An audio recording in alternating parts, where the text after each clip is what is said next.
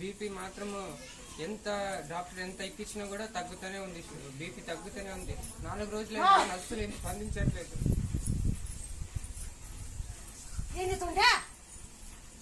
జై శ్రీరామ అని తొలిచాకు నంచుతా ఆ ముక్క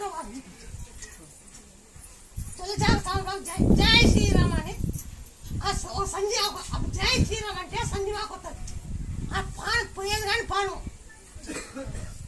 ఆ సంజీవాకు పోయే పానం కూడా ఎడికి తిరగల. జై శ్రీరామ్ అన్నప్పుడు ఆయన ఒక ఆకు పెడతాడు. ఆకులో